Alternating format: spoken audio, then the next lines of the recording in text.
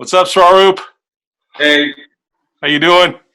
doing good, Christian. How are you? I'm doing great, thank you. Thanks for your time sitting down and having this. I'm not sure if it'll be a quick chat, but hopefully it'll be an informative chat. Everyone that watches it. So, how are you Thanks for doing? having me.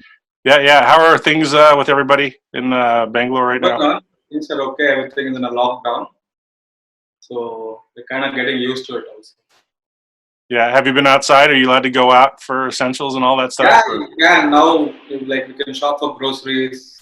I'm actually going to my office, and I'm just working from there as well, just by myself. Nice, nice. Well, I thought it'd be really good to have this interview, just because I think there's a lot of things I still don't know about you. I mean, we've known each other for I think almost 12, like 15 years or something. I was doing the look at the calendar, and I was like, wow, man, we've known each other for a really long time. The years have gone by really fast, but I think there's a lot of interesting stories that you about your background and how you've actually became a filmmaker. So those that don't know, Swaroop is a independent Indian film director, actor, writer, and producer, I would say, as well. Also, yeah, Also, and probably part-time editor as well, and a lot of things. Yeah, a man that does everything. But you have a unique background in how you've actually gotten to where you're at right now. I mean, you've done a lot of independent films, primarily English-speaking films, some short films as well. You've been to the Cannes Film Festival quite a few times, 4 or 5 times. We've been able to meet a lot of people, but you, like I said, you've had a very different kind of trajectory in the way that you've gotten there. It's very unconventional, I would say. Um, so I thought maybe we could just talk a little bit about how you started. I mean, I know it's kind of general, but um, how you actually got into film in the first place. yeah. When I was a really young kid, my father was an actor, but I always despised cinema. So there were all these big actors coming to our house, and like all these movie stars, and so the neighbors would come and they would want to look at these actors or like get an autograph or something like that. But I was always averse to the idea of movie stars and celebrities, and for some reason I never liked the fact that my dad was an actor, so I always ran away from it for I don't know for some reason. And then I was into sports, so I played tennis professionally also Hmm. for a brief period of time. So I was playing tennis, but I wasn't getting the same kind of results that I was expecting and all of those things. But I really loved and I wanted to win Wimbledon one day, and that was the dream. So yeah, because of that, I didn't do my traditional schooling and colleges. In India, we have something called Yeah. PUC, and it's like 11th and 12th. I didn't do all that, so my education also was stunted because of playing tennis. And Right. instead, I Let's stuck let, that. but let's talk about the tennis thing, because you weren't just like some guy. You were a pretty good tennis player. I played ITF men's, which is like third ring of men's tennis. So there's ATP and ATP challengers, and then there are ITF futures. So I was up to that. I played to some degree, and I was only 16 when I was playing men's tournaments. So I wasn't bad, but I always wanted too much of out of myself. So I wanted to be winning titles, men's titles at the age of 16, which wasn't. I mean, it wasn't that easy to do, but I was disappointed that I was not getting the results. When you were a tennis player, did you ever meet Vijay Amritraj? He was my coach. Really? So that's really kind of, I would say, a strange connection, because he actually went on to become Him a and famous others. film Yeah, producer at Hyde Park yeah. Entertainment here in the United States. So they ran an academy in Chennai. It's called Britannia Amritraj Tennis Academy, and I was selected out of like 60 kids for a full sponsorship program. So me and another guy, every year they selected like two kids to this program. It's called BAT, and we were the BAT boys. So it was like the most prestigious thing back then. It was like the biggest deal ever to get selected, and you're fully sponsored. They give you education, and like they make you play all these tournaments, and we had the best coaches. In fact, I had a American coach then who used to hit with Andre Agassi, you know. Wow. So it was an amazing time for me to, really be selected in such an academy and be a part of. And my friends and my roommates were all like India #1 and in different categories, you know. So you And didn't we you didn't like really look at uh, Vijay Amritraj as like a film. You were just pretty much focusing on the tennis aspect of it. But absolutely. For some us, Vijay in your Amritraj mind, is you must have had. I mean, because he was acting by then, wasn't he? Or I mean, yeah. he was producing stuff, and his brother brother, who was actually obviously a famous his actor. brother actually was involved with Original Sin. He was one of the producers on Original Sin with Angelina Jolie. You know, like Antonio Banderas and all that. So we were very excited more for Anand Amritraj because he was a big Hollywood Yeah, yeah, producer, yeah. and he produced a film with Aishwarya Rai. And so Aishwarya Rai was supposed to come to our academy.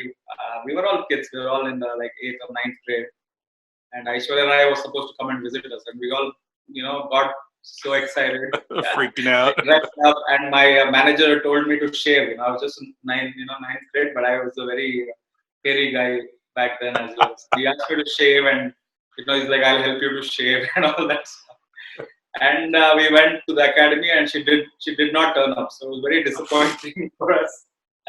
We were all Jeez. very disappointed. Crushing your dreams and hopes that Yeah, she'd we be were there. all very because we were in even a boys' hostel. So for us, even to meet like any girl was exciting, but to meet like Aishwarya Rai was like unbelievable. So that was how it started for me, and then from there I ended up because I was not getting results and all that, and more importantly, I got into a design school because I thought that would help me play tennis better, because I didn't have to write exams, I didn't have to give attendance and all that stuff. So that was the reason I got into a design art and a design school. But somehow, like I could not believe that you can use your brains and create something and be creative and stuff like that, because I had no idea what creativity is, what innovation and all these kind of things. So it triggered a different part of my brain, and I was like, it was like a drug. I could not believe that you could like mix up colors and you can, do so many things. So Right. that really excited me, and that I can say was the like birth of my, creative process. Like that, you can think, you can use your brain to create something and create something beautiful. So that was very exciting for me to be a part of that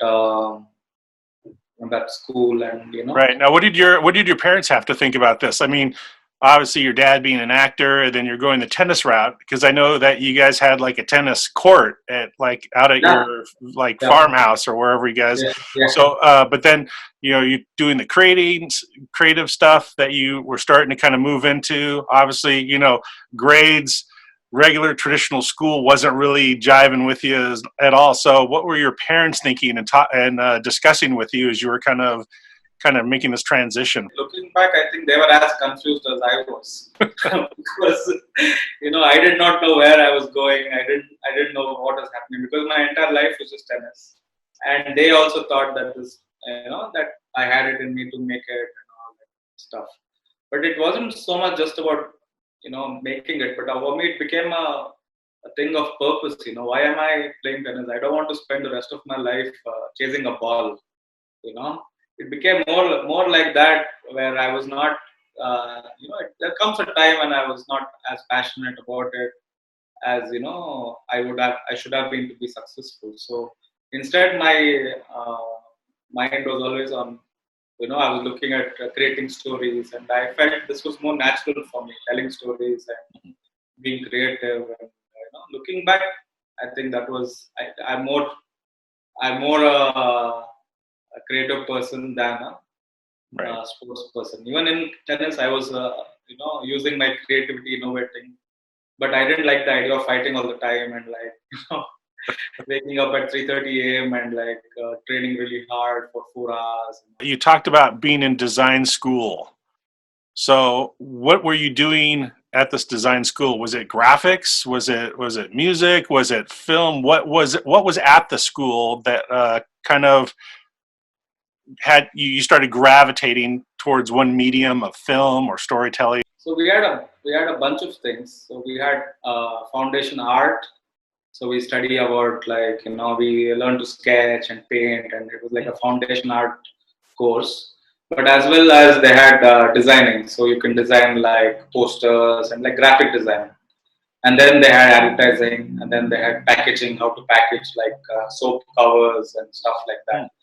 But for me, I liked all of it, but I did not see myself making a career out of designing, like, soap sachets, or I didn't see myself doing that. So for me, the most important thing was that I can create. Like, being creative was, I would say, was more important to me than what exactly. I did not really look at it like a commercial thing where I can get a job and create for someone else and sell stuff. For me, it was more of storytelling, that you can tell stories, and this ignited my imagination that there's no limit to this. That you can just create uh, whatever you like. And for me, that from there it took off. And we also studied. I won't say we studied film, but we were asked to make some short films, or like 30-second advertising videos. Ads. Mm-hmm. Yeah, and so for me that was the most exciting part. So, and I had a friend who, like, one day we were traveling in a bus. Both of us are broke, and we are standing in a bus. And I asked him, "What do you want to do? When you pass out of the college?" So he was like, "I want to be a filmmaker. I want to make music videos." So that was, I did not have any plans like that, but for me that was exciting. I was like, "Oh, music video! I would love to do that as well." Like, I would also love to make music videos and like shoot stuff and edit. And I think that's how it all started. And we ended up making our first short film together. Me and this friend of mine. And did anyone see the film, or was it just something you guys worked on together, or is it like it's a very funny story. He was moving out. He was going back from his from Bangalore to wherever he came from. So he wanted to sell all his furniture. That, because 3 years he had all his furniture in the small room here. So we ended up selling all his furniture, and we used that money to fund our short film. And even I ended up spending some money and all that. So we rented this really old U-matic cameras. So you had like really massive U-matic cameras that they use for Doordarshan. Doordarshan is like a government television channel in India. And so this was like a really old camera with really old tapes and all that. So we didn't have a lot of money, but we used this, and we ended up, shooting it over two days, and we could edit it. We had only 8 hours to edit the film, because it was very expensive to, like, we were being charged per hour. So we had to edit the whole film in like 8 hours in a editing studio.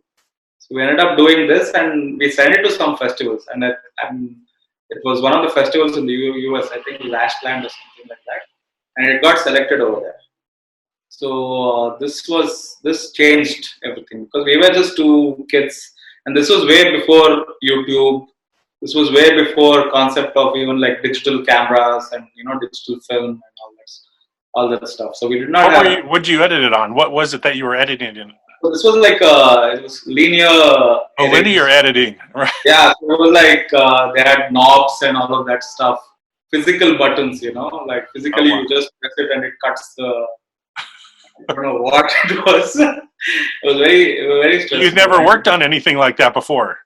This is your Sorry? first. You've never worked with that equipment, so you're just trying to figure it out. I had no idea what this was. Like, we just went and requested an editor, a very famous editor actually in Bangalore. We requested him, saying that we have made this short film, and we need you to help us edit this. And he gave us a reduction in the charges and all of that, but he charged us per hour. So every time we went for a smoke or something like that, we were very nervous, because we were losing money by the minute. So every time we would go for a smoke or a coffee, and we would freak out.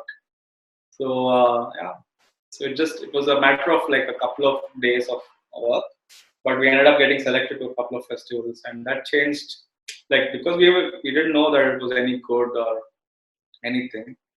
So that gave me a boost of thinking like that I can make serious stuff. I can make bigger films, and maybe there is an audience out there. Because in India, nobody liked it. They were all like, what is this?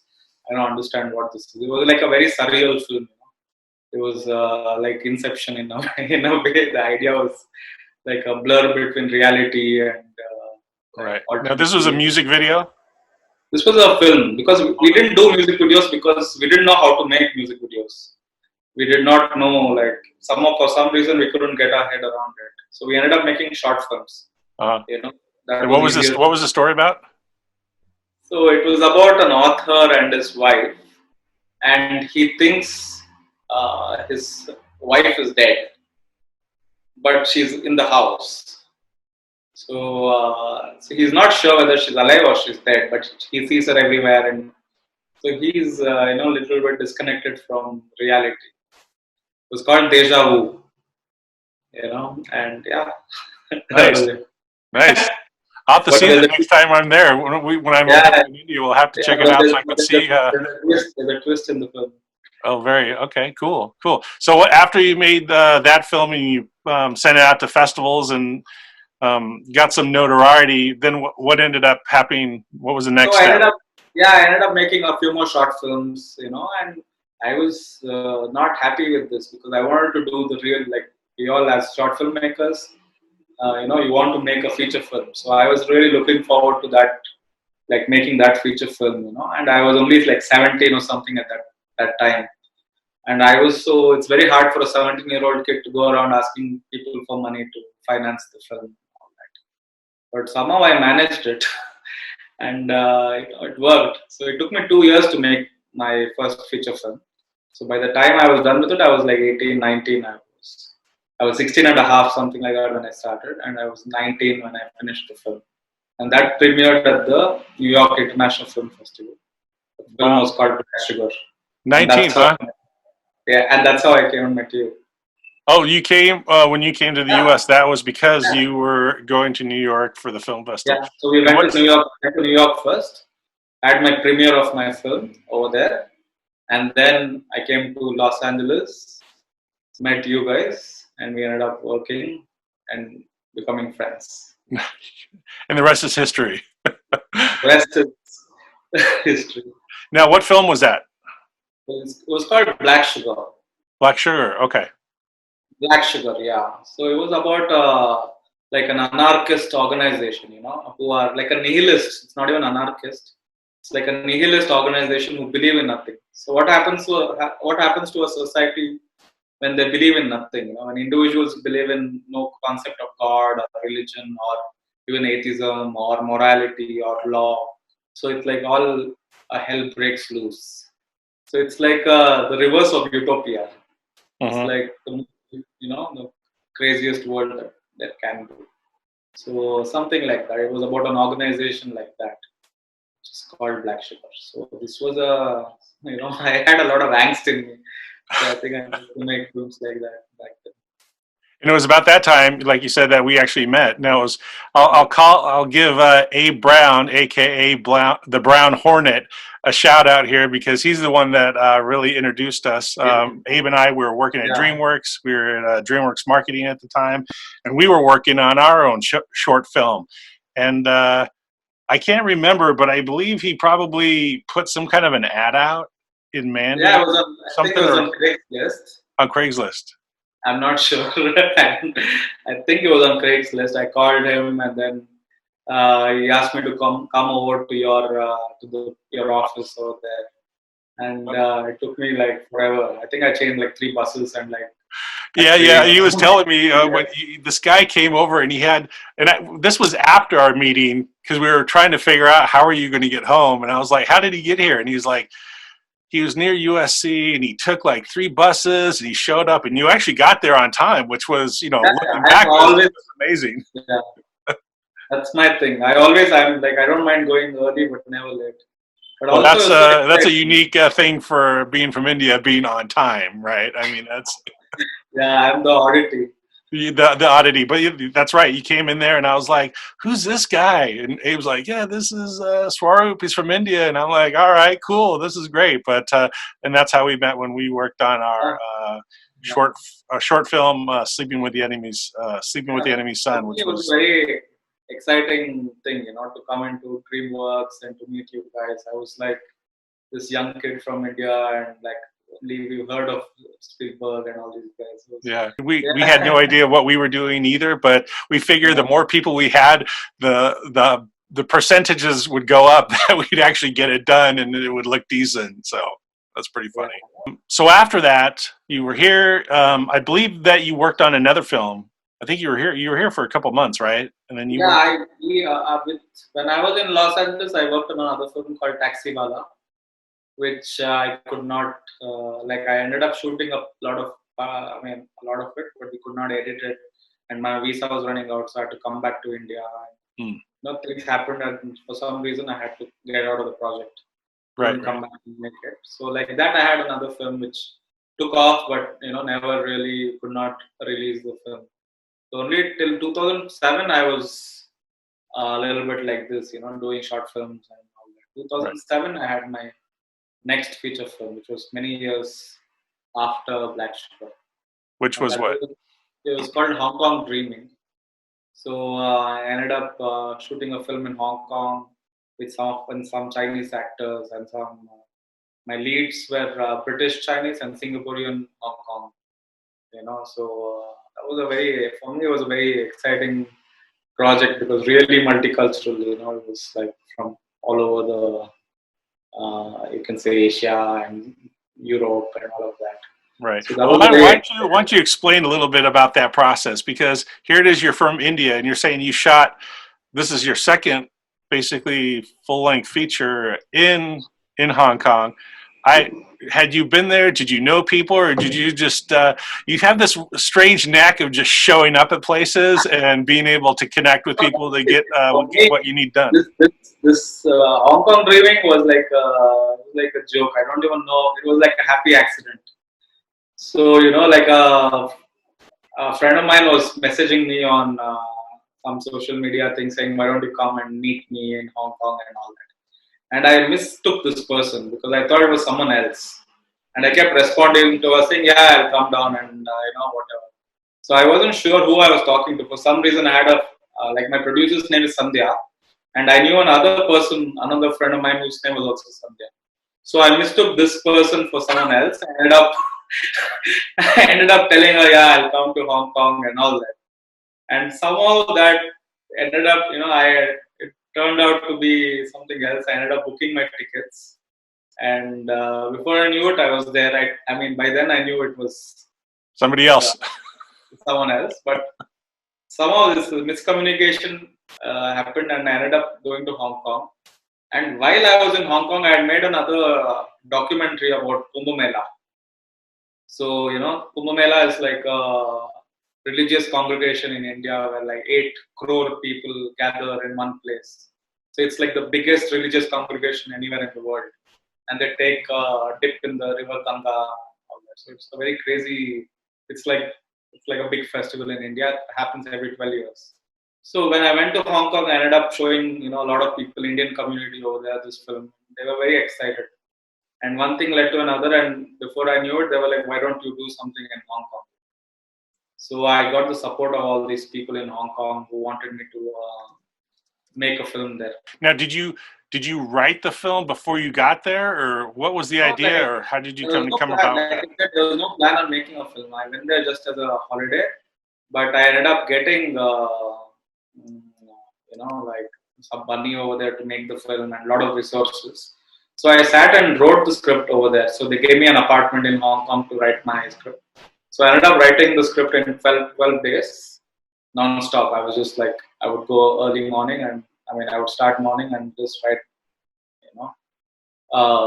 like through the hours. It took me 12 days to shoot, 12 days to make write the script. And over the next couple of months, we ended up shooting the film. We ended up hiring a talent agency to get us some actors, all of those things. So it was about British. It was about. Let me remember. It's been a long time. Going back into the. Yeah, it's like I never talk about my film so much. So it's about a girl who comes back to Hong Kong to attend her dad's funeral. So she was, it's like an estranged daughter, and she comes back to meet her father, and attend the funerals and find closure in the relationship with her father. She, for some reason, never had a good relationship with him. And this girl is supposed to be from London who comes back and all that. And but her father's left something for her. Her father's left, some kind of like a game, like a puzzle for her to solve. Because this is what they used to do when she was a kid. So she has to unravel the puzzle and find whatever it is that he's left for her at the end of it, like the inheritance. So it was like a very cute coming of age, self-discovery, that kind of a film. We haven't really brought your parents back into this conversation except for kind of when you were at art school and doing some of that. So at this particular point in time, what were your parents thinking? Hey, look at he's now doing kind of what Dad was doing. He's kind of in that world. I mean, were they No, like part of it so this my time? What parents, you were trying to do? they were really shocked when they got to know that I am making films. So they did not know when I first started. They didn't know that I was actually making films, and they were very shocked because my dad had left the film industry by then. He was in no way connected with the film industry. My mom was always not a big fan of people being in films and whatnot. So for them, it was like, you hated this as a kid. What changed? How did you get back in? So it was that sort of a thing, and they were just coming to terms with the idea. But also they were, they are very liberal in the way that they let me make, they let me live my life the way I want. As a kid, also they always gave me the freedom to make my own choices. So they were like, if this is what rocks your boat, if this is what you love doing, then go ahead. You have a support and stuff like this. So they've always been very kind, like good in that way, where they support 100% and they never interfere or or overindulge me. Now, I think it was probably after Hong Kong Dreaming is when I made my first trip to India. Is that kind of how you remember it? Because I remember I decided I was started really kind of getting into the Indian film industry and trying to understand it. I mean, I was working on a documentary about the film industry because no one knew about it here at the time. This was years ago, and so I had met this lady who connected me with all these people. I had no idea who they were, but they ended up being kind of the tops of all their different fields in the entertainment industry. Yeah. And then you came along with me to help it do a lot of those interviews. So that was the interviews that I had posted earlier with Amir Khan, not Jackie Shroff, Anupam, Archana, met up with Satish. What's that? But we met up with Jackie. Yeah, we met. That was the infamous day we went over to meet Jackie Shroff at what was the Sea Rock Hotel, which is no longer there. But I can't even remember. I forgot who suggested that we go see him, but we got a hold of him and we went over to the Sea Rock Hotel, no lights, and eventually met him in a room, that's a whole nother conversation and very odd. But when I've seen him in the past, I bring that up and we get a good laugh about that when we talk about the first time I met him, and he goes and his perception about how I think when we went in there as well, the only film I think that I had seen or knew that he was in was Mission Kashmir. And you really couldn't tell it was him because he was like the head terrorist guy and he had all this makeup on. And I think he was talking to you and he's like, who is this guy? He's never seen any of my films or anything. Yeah, he was quite annoyed with the fact that you did not know who he was. It's so funny. You come from halfway around the world and I'm supposed to know this guy and what he's done. And I'm like, I'm a little better. Yeah. But it's Jackie Shroff. I think the second film I saw, I think it was Devdas, where he was in with him. I saw him in the next film. But anyway, so we went over there and had these interviews, and that's when you kind of had this goofy idea about, hey, Christian, if you want to know more about the entertainment industry here, Bollywood, song and dance, we should shoot your music video that you've always wanted to shoot. So you tell the story from that point in terms of what we did, and then the time frame and how that all came about. Where do we start? So we were in a cafe in Mumbai, someplace. yeah, and then it just like it's sort of happened. I was joking, half kidding when I said, "Let's do it," because I never thought you would agree to do it, and we didn't have much time, but we did it, and we came back to Bangalore. I remember coming back to Bangalore in the afternoon, hooking up with the choreographer in the evening, so they could choreograph a number for us by I think it was the next day, if I'm not mistaken. And then the next day we were ready for shoot. In the evening we had booked lights and camera, and we had hired a cinematographer, and we had fixed the location and makeup artist and all of these things. And the next day morning, so we did all this in like 6 hours, and the next day morning we go into the on set, and then we had this big Jimmy Jibs and cranes, and we had like media press Yeah, I remember press. that. Yeah, and like you were all over the newspapers in India. People were like couldn't believe that. Well, it was Like funny because I was just like a yeah, coordinator at the looking, time, but in the paper it said, you know, DreamWorks executive, and I'm like, I hope no one from the U.S. actually sees this paper because it's yeah, really embarrassing. But it was pretty cool. But we should go back though. That night though, I was actually, you talk about the choreographer. We actually went back and I actually practiced with dancers that night. I remember yeah. like, what am I It doing? was very, it wasn't easy. It wasn't easy, and for a guy who's never done that, Never like I don't think, danced or done yeah, that. yeah, like Bollywood steps, and it was very hard. I mean, it was hard enough it was hard for the choreographers and the dancers themselves. So for you to come in and do that and prepare, and within the next day we ended up shooting all of this. But the song was Kajarare from Yeah, Bunty and Bubbly. Is that? Bunty or Bubbly, yeah. Yeah, yeah. So So that was I think that was the fastest I've prepped for any shoot ever. Like, fast. and I had the nicest star in the film who threw no tantrums. Talking about you. Yeah, So yeah, that was a nice experience. That was fun. Like we should do that again. yeah, yeah. Yeah, I think we should I do look that. back and I cringe. And actually, that a piece of that video is actually on the channel, YouTube channel. It's one of the first videos I posted with a bunch of the interviews and some kind of clips from the interviews that I did when we were there during that year. So next point, what happened? Where did you go from after Hong Yeah. Kong Dreaming? So it was very clear that Hong Kong Dreaming, we sent it to a UK International Film Festival. We ended up getting selected in a couple of film festivals around the world. So I was very clear that by now I was getting more traction and more acceptance outside India than in India. So I wanted to do something here. I wanted to do something in Bangalore, and so I made my first, I can say my first proper full-fledged feature film in Bangalore called Bengaloored, which changed my life. That was like it did really well. We released it in the theater. That was my first national release. We released it all across the country, and it got really good reviews, and I was kind of surprised as well.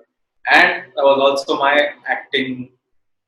I debuted in that film, so I played a sannyasi, like a Right. like What a made monk. you What made you want to be acting it this time compared to the So other? I've never wanted to be an actor growing up, or even when I started films, it was always direction. But for this particular character, the guy that I was looking for to play a monk, I needed someone to have like really nice flowy beard, long hair, and to really yeah, a young sannyasi, so a young monk. So I wanted someone to have that some quality that I was looking for, and I could not find. We ended up auditioning a lot of people, and but every time I was auditioning people, my assistant directors, the actor in my film, the star of the film, Harish. So a lot of these people kept coming back, and they're like, no, you know what, you should try this role, you should give it a try. And so I was, like mm, in a way coerced into it. I wasn't so sure because I never thought of myself as an actor, but somehow it happened, and because I couldn't find the right. Even though we auditioned quite a bit, we couldn't find the right face for this role. So I said, let me give it a try. If it works, it works. Otherwise, we'll see what happens. You did a And it screen was, test of yourself? sorry? Did you do a screen test of yourself? Yeah, like I kind of did actually because I wanted to make sure that, though I have I was growing my hair even back then. So I felt even though I look the part, I should be able to, I mean, I've made like so many actors act, but I didn't know it's one thing to teach someone to act, and it's another thing to actually, do it yourself. So I wasn't so sure, but I did a lot of rehearsals. I did a lot of screen tests and stuff like that. So when I was convinced that I can pull it off, I ended up, working in the film as an actor as well. And where did And you that's come up with the idea for this film? So when I did Hong Kong Dreaming also chronicled how Hong Kong had changed over the years and all of that. So it was a very city-centric film. So when I did that, even while making the film, I kept thinking that, you know what, I should do something with Bangalore. Because growing up in Bangalore was a very different place. It was called the Garden City of India. So it was very calm and peaceful, very less traffic, and very relaxed culture and all that. Now it is the Silicon Valley of India, or the IT capital of India. So the gardens are still there, but this is, like the IT, it's completely swallowed up, the small town, small city charm of Bangalore. So I wanted to capture this on film. I wanted to showcase, how it's changed and what it does to a person, a native of the city, because you can't do anything about it. You lost all those special things, of the city. So it's a little bit of a nostalgia. It's a little bit of my ode to Bangalore, where I wanted to showcase that. So once I came back to Bangalore, I moved back to Bangalore. I decided to make this film because it was very close to my heart. The films prior that you sent to film festivals, had you started, and I'm sure people watching this, filmmakers, did you start making any money? Because obviously to do to do a film, you have to put in resources, time, convince people. And you had done, now this was your second film, but you had done shorts, you've had more contact with people. What was the process like, in terms of trying to sell the films, to be See, able to have some money so you could then try to do it again?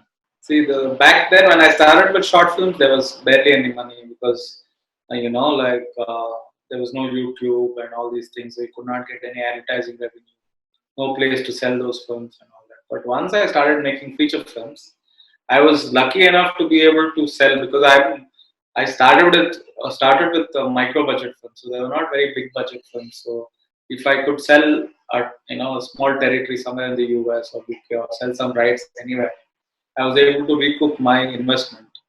So I think starting off it was a little difficult, but once you get the hang of things, because when you make the thing about independent cinemas, you might not have a big market in India for independent films, but the whole world, when you look at the whole world, there are many territories. You have Europe and you have like Southeast Asia, you have the North America, South American market. They're everywhere, even if you get a small, like a very small piece of pie everywhere, you still end up making really good. You can, not always, but you can end up making really good money. So you have to be smart about your film, and you should also know, who are your target audience. So if you should be making films with a target audience in mind. So you should know who you're making films for. Now, up to this point, how did you learn how to know what your target audience, how to budget, how to know, you know, did you have a mentor? Did you have any guidance at this point? Like the most important thing I learned is you learn by making mistakes. Mhm. So if you're not making mistakes, then you're not learning. So I've made like plenty of mistakes in my life, in my career. I've made hundreds of them, and that's how I've learned. So it's sometimes it can be a costly thing, because it's cinema and you're spending money for a day's shoot and all of that stuff. But also, like, I'm self-taught, so luckily for some reason I've always been very good with technology. Like, you give me a camera, I can open it up, put it back together. I'll know everything that's happening in 1 day, 2 days. I can figure out like any product, any technical thing. Give me a camera, give me lens, give me anything, I'll figure out how to use it and get the most out of it. So I've always been like, I can say, blessed with these kind of ideas, these kind of talents where I can learn things very quickly. So I would say I just learned on the job. So I didn't have any mentors, no one. And those days we did not again have tutorials online to just how to make a film. Like you can't just Google how to make a film and get good stuff. So I was just learning on the job, spending money, and trying to really understand how things work. And just I did everything on the job, and that's also one of the reasons why I would say it took me longer to reach a place where like I can say, okay, I know a little bit of cinema or a little bit of direction. Mm-hmm. Well, I But think also, yeah.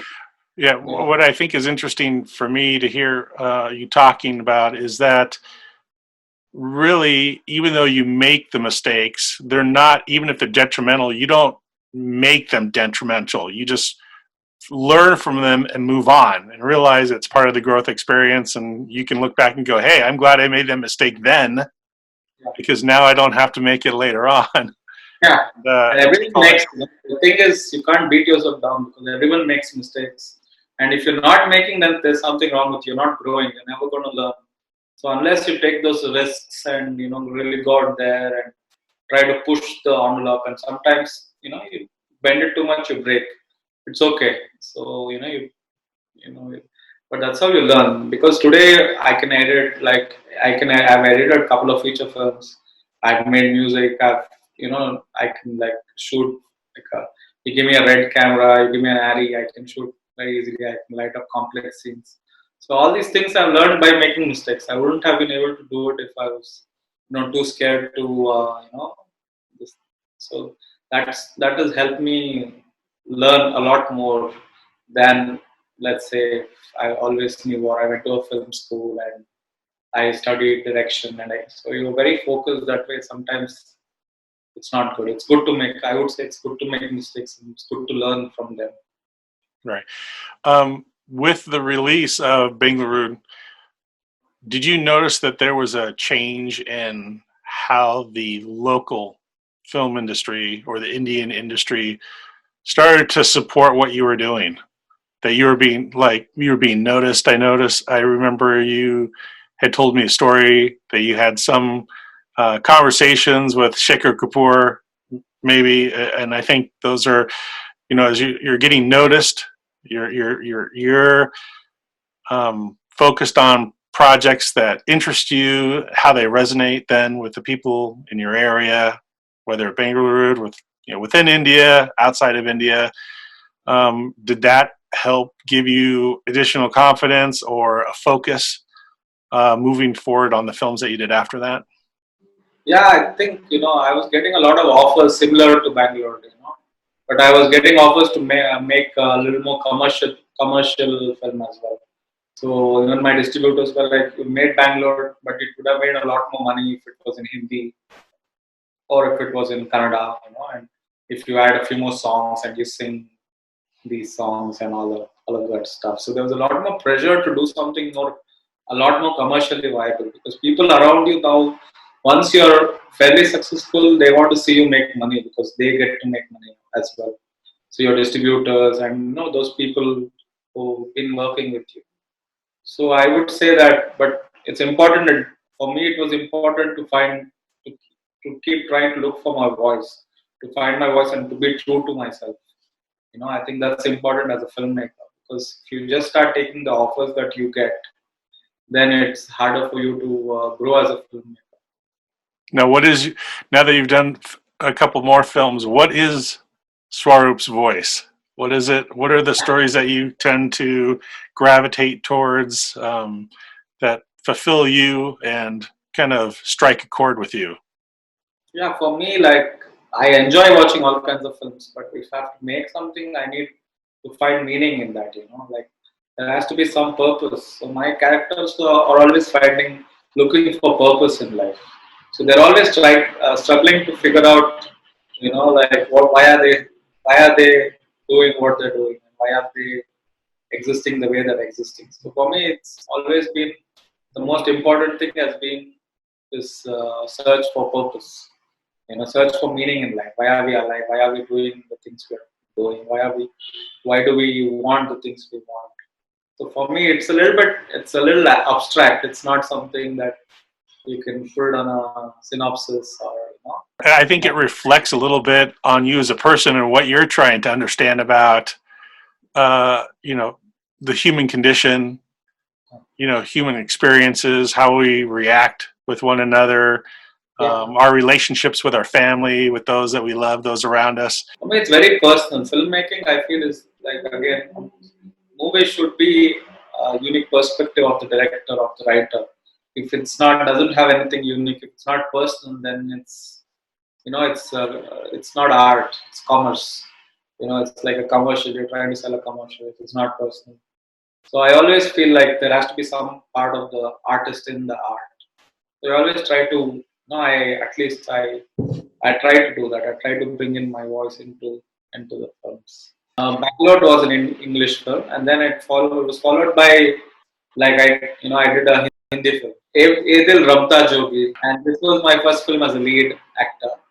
Mm-hmm. So by then I had decided to get into acting full time, and my problem was I was just using my brain in my creativity. It was all here, so even the rest of my body rots.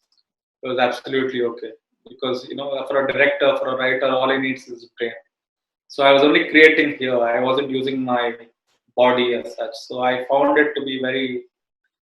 this form of creativity to be a little lopsided. So I wanted to bring in myself. I wanted to bring in the body as well.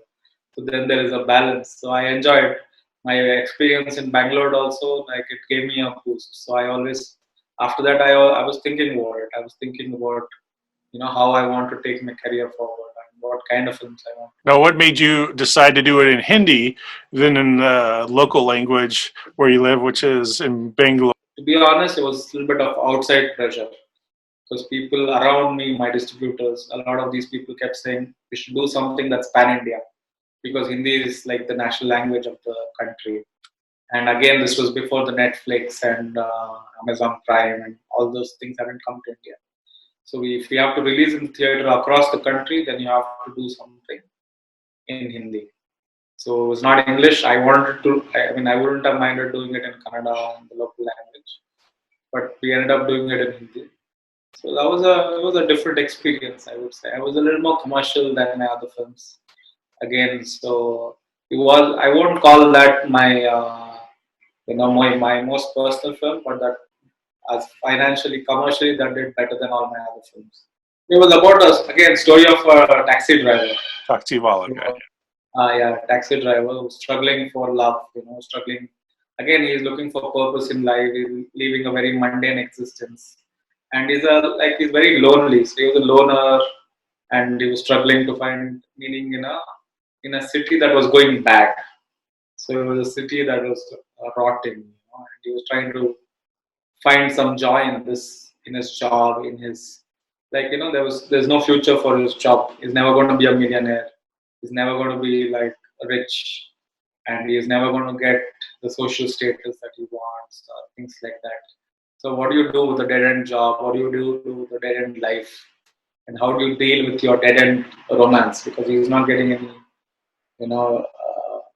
women to love either. So something like that. When that film came out, that one got noticed as well, sold. You were able to distributed all India, across the country. Right? And then, how much time then elapsed between when you had the idea for your next project? It was not too long. I would say Ramta Jogi happened within a year. The whole film, from screenplay, and we ended up shooting, like, I think within my second draft of the script, we ended up shooting, and I would say within 8 months the film was done from start to finish. Recently, your latest project is Mudita. Is that how you? Mudita, yeah. Which means joy in the happiness of others, or finding happiness in others. The story of a saxophonist and he's a saxophonist who's recovered from a very life-threatening sickness, and now he needs to put his life back in place. And but there are some ghosts from the past that comes back into his life now, and it's making his life a little hard. So basically, an ex-girlfriend comes back into his life, married with 2 kids, and that makes life very complicated for him. Things like that. So it's again, I would say, he's also a bit of a loner, and he's looking for meaning in life. The same theme in a way, but the way he goes about achieving what he wants in life is very different. Now, the character actually plays, like you had mentioned, a saxophone. Yeah. And I know I've known you for a long time. I know you love music. Was there what was the idea of actually creating, and not to mention you're in the film as well. Yeah, I'm playing the So saxophone in the film. having this a character where you not only have to act, but look like you're actually playing a musical instrument. I ended up learning for a very brief period of time. So I hired a music teacher, because saxophone is a very difficult instrument to play. You know what I mean? It's not like a flute, or where you can pretend to play the flute very easily. But saxophone, the way you blow it's very difficult, and it's also like, if you're not used to it, it can make you tired very quickly. So if people have played a trombone, or some kind of bugle in school or in younger days, you would know that it takes a lot of energy from you. So I took around 3 months classes to learn. So I ended up learning the classical music for like a couple of months, and then we did a lot of classes on how to play the saxophone. And so it was a nice experience, because I love music, and for me, so it was like an added bonus that I was learning from a very it was a very successful saxophone player. What is the process that you go about when you're trying to find talent for your own projects? Is it the calling cards of the films that you've done before? Is it people you know, and so you're able to get into talk with them? Yeah, it's a little bit of everything, because I've literally been in the industry for now. I think I'm not that old, but I've been in the industry for around 17 years. So that's a very long time. Like, I should be getting, I don't know, lifetime achievement awards for being in the industry for so long. So you make some friends, and you build a network, and all of that. So now it's not that difficult to run a casting call. So I end up getting a lot of so people know I'm making a film. So I do end up getting some well-known actors also sending in their requests whether they can be a part of the film and all of that. So it's not that hard, because at least people know that I've made films before, and they can watch it online on Amazon and all these places. So in this film, Mudita, I actually have a very famous actress from Bangalore. Her name is Padmavati Rao. She did Padmavat with Deepika Padukone and I think Ranveer Singh, and she did Tanaji with Ajay Devgan recently. So he was a lead actress back in the day in Karnataka. So she did some really huge feature films way back. And my film was her comeback film. And after she did this, she did Padmavat, and then she ended up doing Tanaji, and she's doing like a dozen big budget films in Bollywood right now. So we get the privilege of working with some talent like that, and that's I can say the perks of being in the industry for long. But sometimes you get away with working with some really good talent. Not to mention you're helping somebody else revitalize their own career, and I don't know if I was doing the helping or she was helping the film, but it was a great experience working with such a very established star. Nice. Now I want to move back to your parents, because obviously, by this time, I know your parents started getting very involved in helping you along the way. Yeah. I believe your mom wasn't she a producer on one or? Yeah, she's like an exec producer on this film, Mudita. So she also ended up traveling with me to Cannes I think 2018. So she was setting up meetings in Cannes, I think it was, for me, it was very exciting to have someone like close to me working on the film. So you have someone to trust and you have someone to share all your anguish with and to, blow off steam. If I get like really frustrated, I will like have a go at her, stuff like that. But someone to, have your back, more importantly. Well, I know your mom, and I think your parents are probably your number one fans. I mean, she really supports you and is Yeah, over the years, and I definitely believe she, yeah, they both played their part in supporting you get to where you are, and I think that's yeah, absolutely. Like I don't know because see, cinema is not very easy because I sometimes make a film once every 3 years, once every 2 years, and rest of the time it looks like I'm doing absolutely nothing. Because creativity, because I also write my own scripts. It's you can't just write like it's not like doing accounts. So it's you need inspiration. Sometimes you just don't get any. Sometimes you have writer's blocks. You can't just start writing scripts. So they know all the pitfalls of being a writer, being a filmmaker. So they don't force anything on me. They never put any pressure.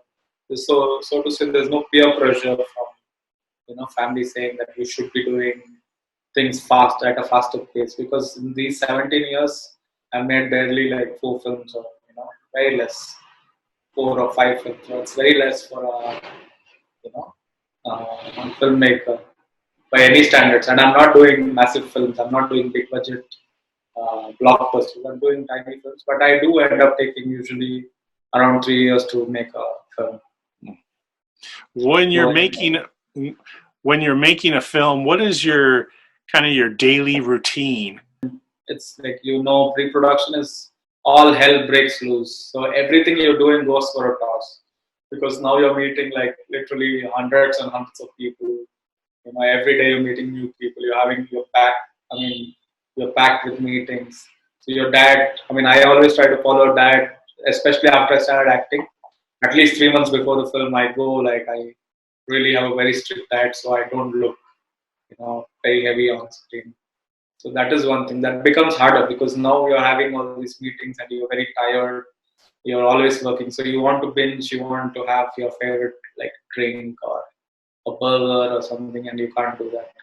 So I think the hardest part is emotionally being balanced and mentally, staying stable throughout.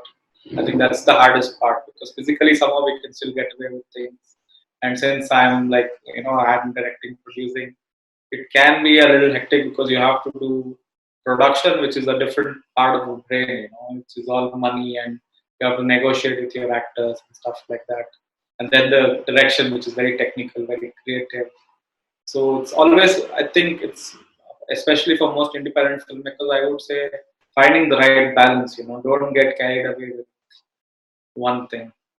Right So now, do you get up? Do you eat like a simple? What do you eat when you're on the schedule? I mean, do you meditate to kind of balance out the stress, or what is? I meditate, especially during shoots, because I'm a very late sleeper otherwise. So I sleep even otherwise I sleep at 3 a.m., 4 a.m. sometimes, and I wake up like by 11 a.m. And on a shoot you can't do that. Even if you sleep at 4 a.m., 5 a.m., you have to be up by 6 or 7 a.m. Then you have to be on shoot. So I can be very grumpy on shoot days because I wouldn't have got my sleep, and because I'm directing and acting. Acting, the hardest part about acting is it like your knees go for a toss because you're constantly standing. Because I'm setting up shots, I'm acting the scenes as a director, I'm rehearsing with my actors, and then I'm in front of the camera and I'm acting throughout the day. So especially when you're playing the lead, I barely get time to sit down like during the whole shoot. So it's very so most important thing is I try to get good sleep. Otherwise, even if I don't do, I always try to meditate for a bit so I can, not, I'll try not to lose my uh, pebbles during the food. But I eat just simple food and I avoid rice during the production, pre-production, production. I avoid rice as much as I can. Try to eat healthy, drink lots of water. Yeah, that's about it. When you're not on production and you're not working on any films, say that you're writing.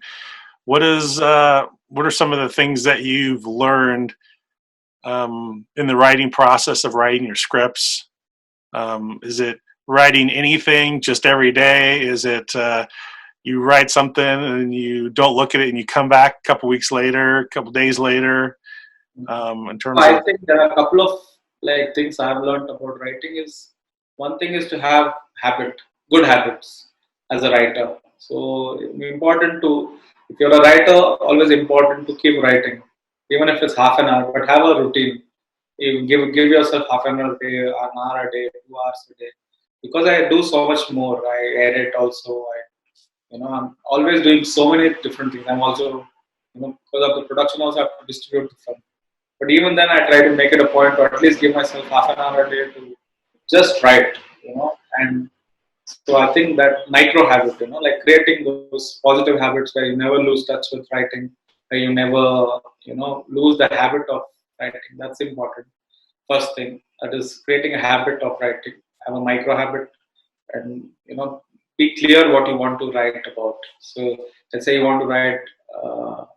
Like a script, then be clear what are the story, what is the story, what are the, what do you want to say? Be clear about that.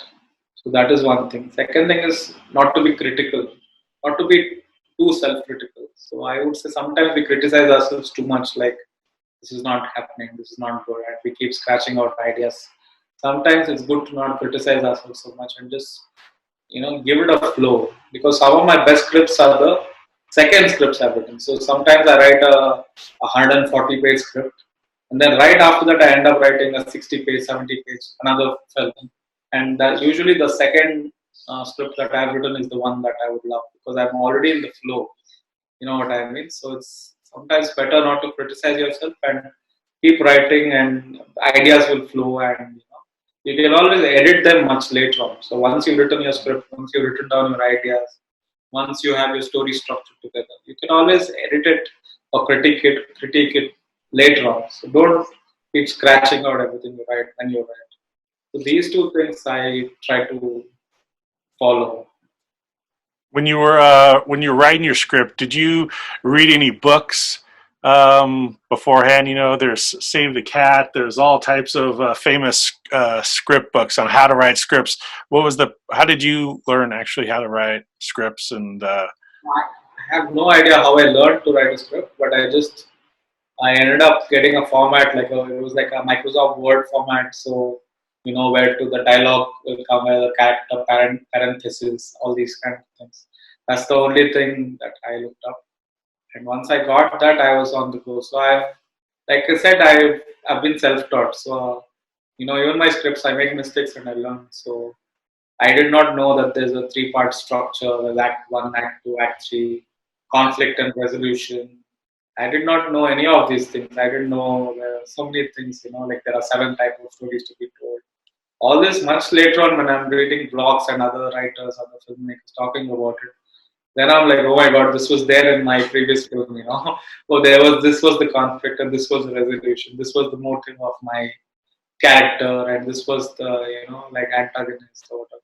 So I did not like, sometimes all these things naturally are in your scripts. So I tend not to think too much about things like that. And I'm also not very strict with structures like acts, Act One, Act Two, Act Three. I let it flow, and I edit it till I find it pleasing to my mind, till I find it comfortable.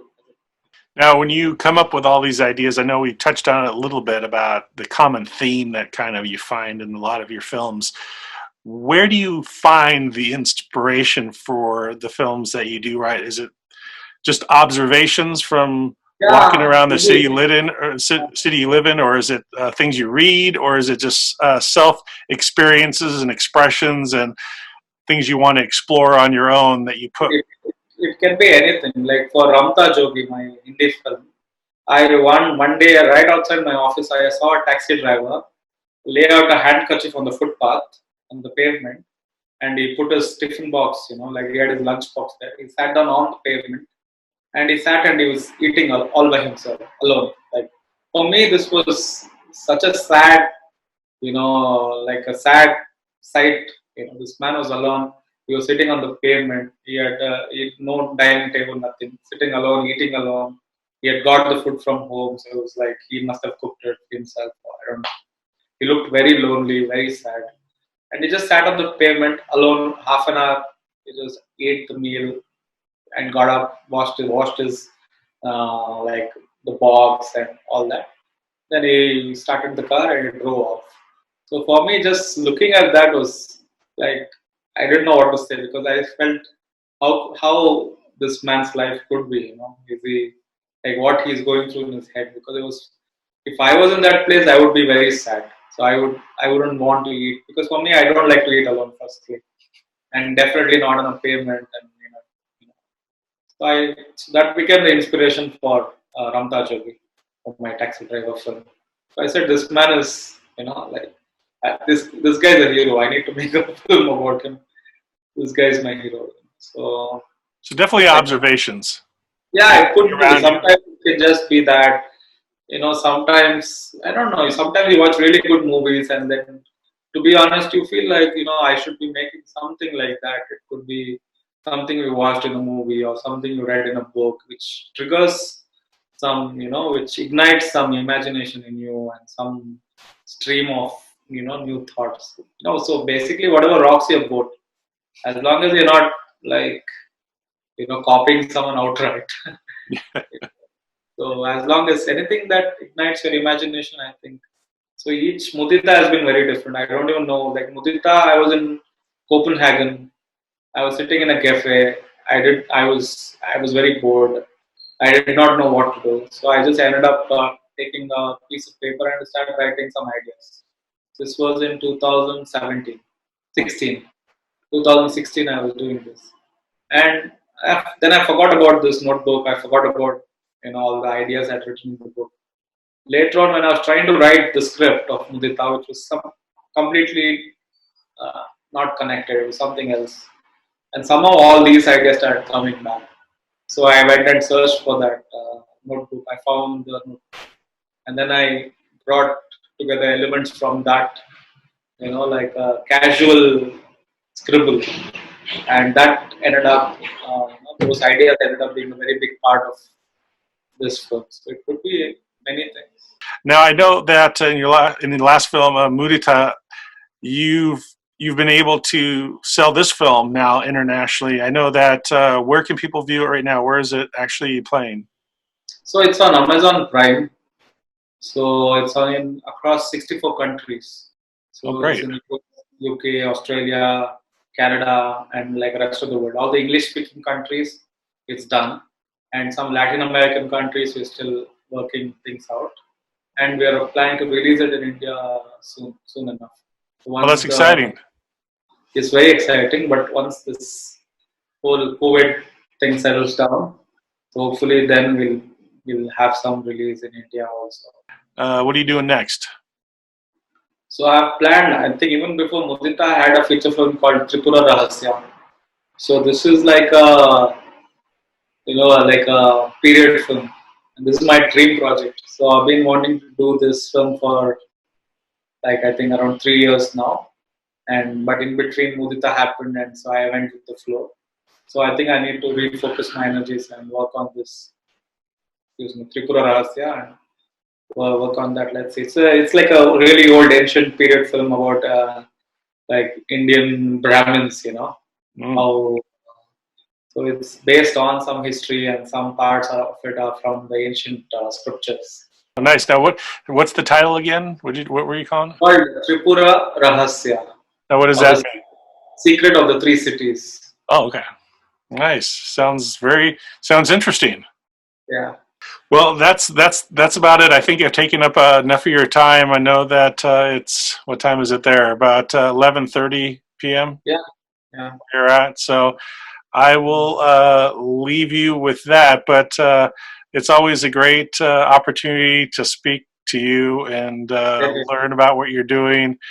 I value our friendship. It's nice to see you grow and all the things that you've been doing and being consistent and trying to follow your dreams. And I think that's also another message. A lot of this, it's not easy. You really gotta Of course, push yeah. and force all these things, and there's a lot of things that happen along the way with stress, your Yeah. family. The struggles only we can, like, you can't express. You can only talk in terms of how much money this film made or what you learned, stuff like that. But how it changes you internally and the real struggles, how it defines who you are as a person. It really helps you grow as a person, and sometimes it breaks your heart as well. So it's a very difficult. The struggle is real, The struggle is real.